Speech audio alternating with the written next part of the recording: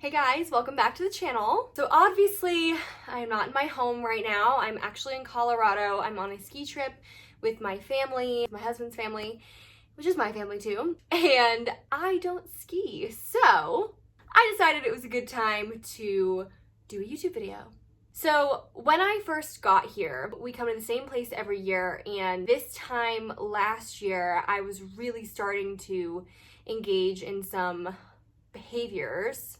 It just kind of brought back a lot of memories and kind of like how I was feeling. And one of the things that I really pushed myself to do last year was work out every single day and do like crazy workouts. And part of my recovery and part of like my illness was that exercise compulsion was a really big part. Don't know what that is. It's basically if you go without working out or, hitting certain numbers or things like that, it causes a lot of anxiety. Overall, it's really, really bad. And it really fueled the eating part of my eating disorder, but I would get the most anxious if I didn't work out according to my own set guidelines that were quite honestly extreme.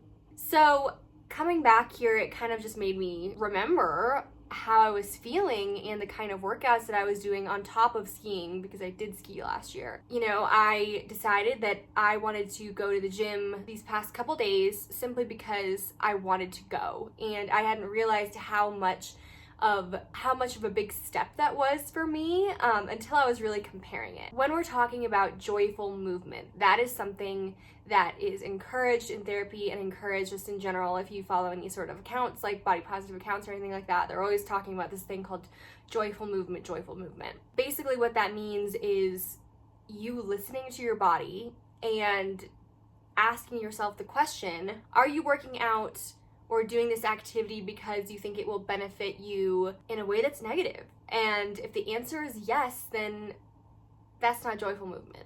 So a great example is just comparing where I was last year, comparing where I am now. Last year, I was worried about how much I was eating on a vacation, and I was telling myself that, to make up for what you're eating, you need to work out X amount more. If I didn't get to do that, then I would be so anxious the rest of the day.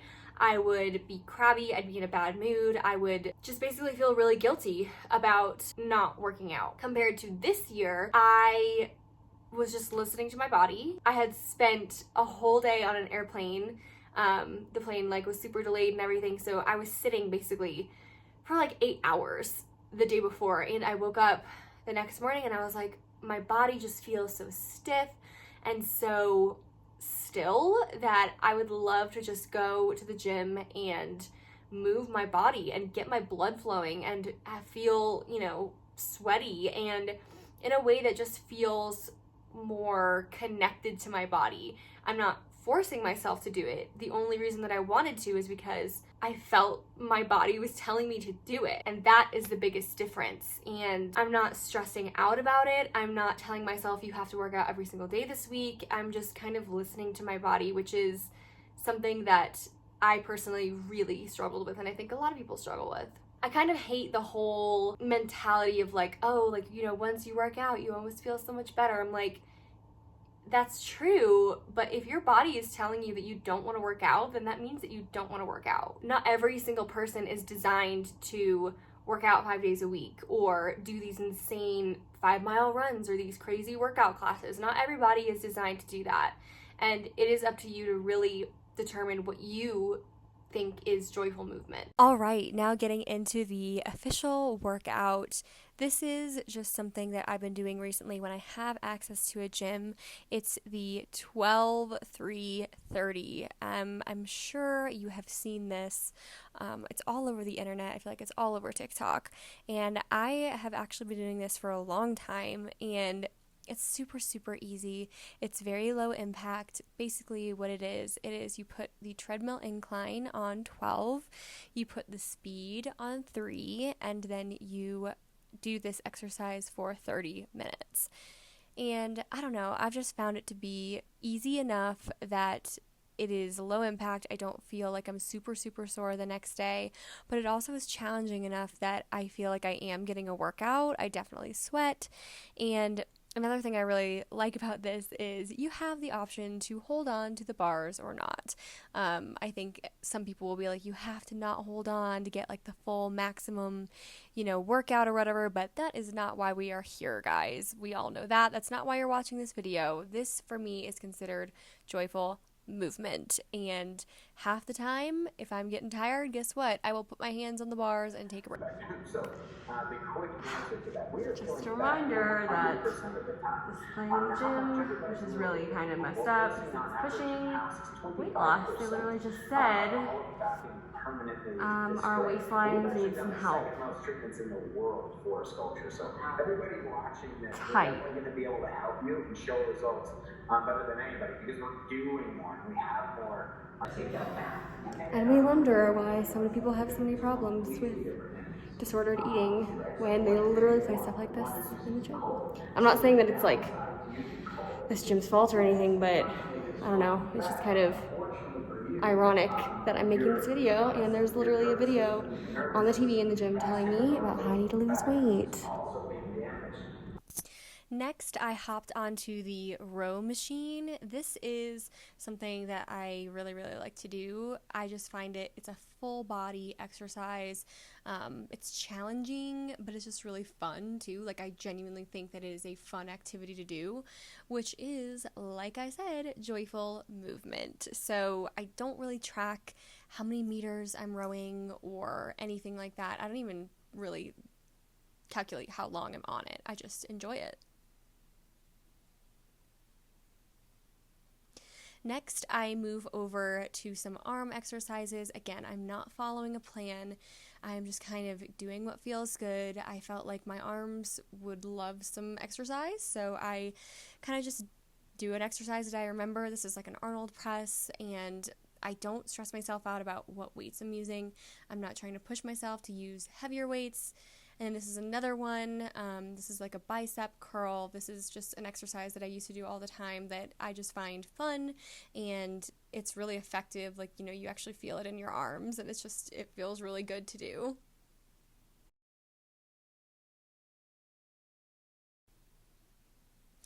And last, I just wanted to do some shoulder exercises to kind of round out my arm workout so that one part wasn't more sore than the other. And this is one of my favorites, just a simple shoulder lift. And yeah, this is about it for arm exercises. After this, I was done.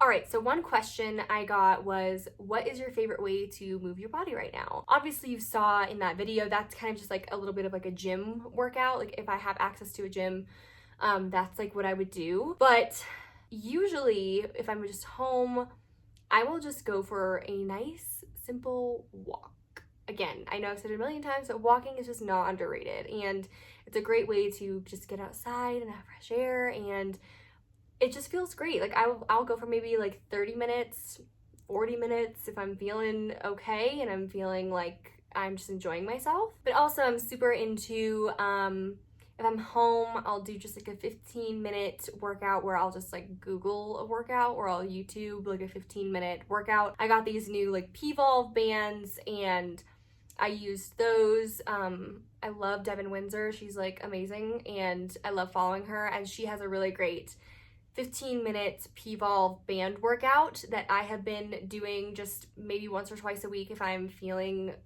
like I want to, or it's raining and I can't go for a walk, just to kind of feel like I'm getting my blood moving. So yeah, those are my two favorite things right now, and neither of those are too intense or, demand too much. And I just find they're a nice way to just kind of feel, like I'm getting myself moving and kind of helping with the anxiety later in the day and things like that. So that's what I'm doing. This is a unique question. It was, what do you do about like the mirrors in the gym? I have trouble with the mirrors. So that's a hard question. And it is tough because, especially if you do go to any sort of gym, it's like, it's all mirrors everywhere. And that can be tough to kind of be up in front of that while you're just trying to move and not have this idea of like body image and all of this crazy stuff. So I know it's hard, but just don't look in them. Like, I know that it's much easier said than done, but you can make an active choice to just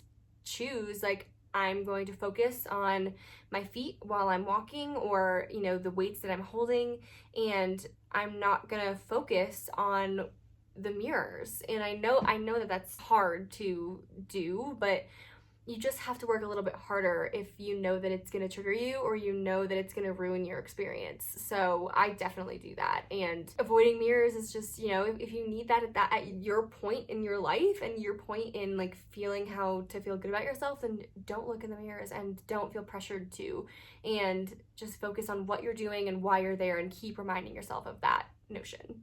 Another question was, how do you find the balance? You know, somebody said I fall into behaviors quickly. How do you find a balance?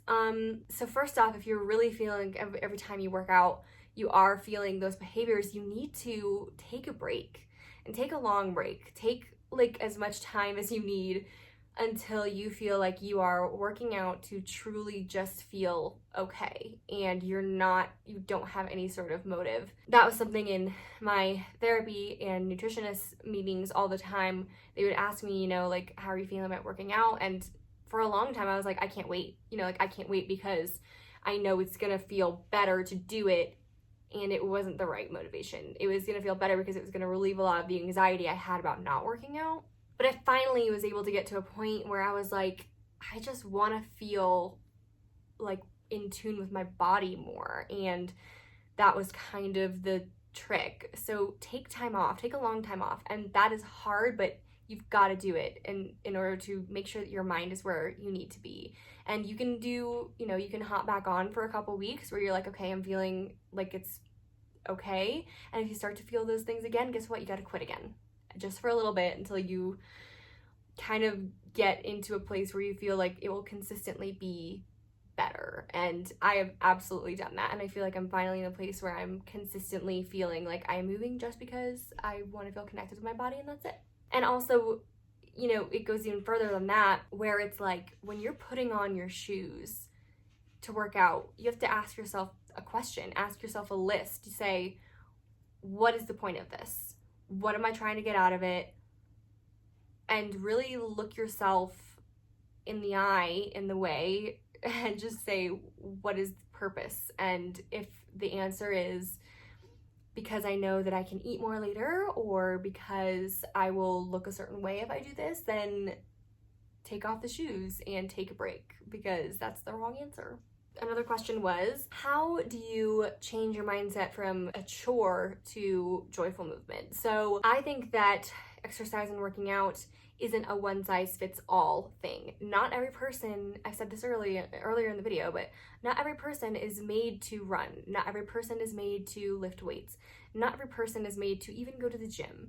And it is finding those things that you just feel like, oh, this feels really good. Like I said, going for a walk. Like it's really, it doesn't have to be this crazy, you know, gym routine and all this. It's maybe just going for a walk, and if that feels good to you and it doesn't feel like a chore, then you found it. And that can be anything. That can be a sport. That can be, you know, bike riding. It can be swimming in the summertime, or if you have a pool, you know, just going for a swim and not putting so much pressure on, it's the gym and I have to do it. And, you know, I have to just put on these outfits and go to the gym and do this X workout and to see X results. Like, that's not what it's about. It's about just finding something to move your body that feels good and feels fun. And sometimes you gotta work to find that, because it's really not for everybody to just go to the gym every day. I know that for sure. Once you take the pressure off of yourself to look a certain way, or to like lose weight a certain way, you'd be surprised at what you just naturally gravitate towards when you don't have those restrictions or pressures on yourself. So I hope you enjoyed this video. If you have any questions, comments, concerns, please let me know. I'm an open book when it comes to this sort of thing, so just really feel free to ask me for advice or anything. It's one of the most important lessons I had to learn, and I'm still learning it. I am not perfect, and there are going to be times, I know, where I'm going to need to just like do absolutely nothing for a little bit, but I do feel like I'm in a place where it's good and I'm feeling happy and I'm feeling like I'm in tune with my body. So thank you so much again for watching, and I hope you have a great week, and we will see you soon.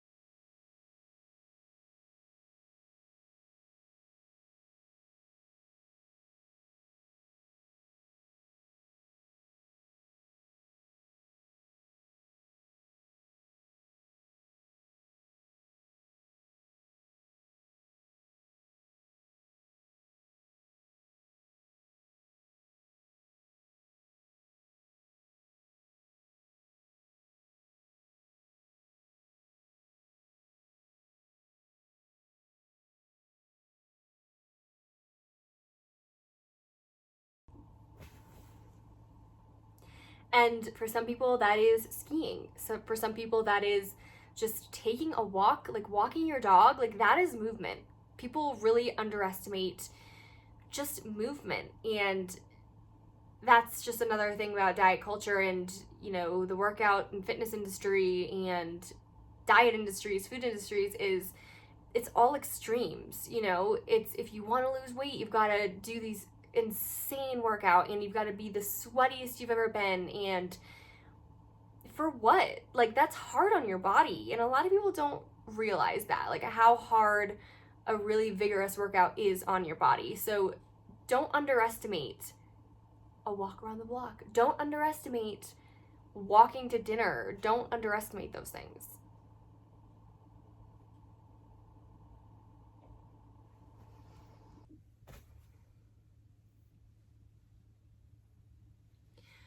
Okay, so anyways, getting back to what I'm actually doing in the gym right now and what kind of movement I am doing.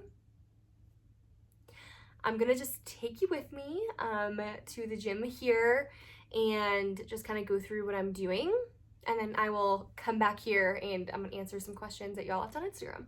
So here you go, enjoy this workout.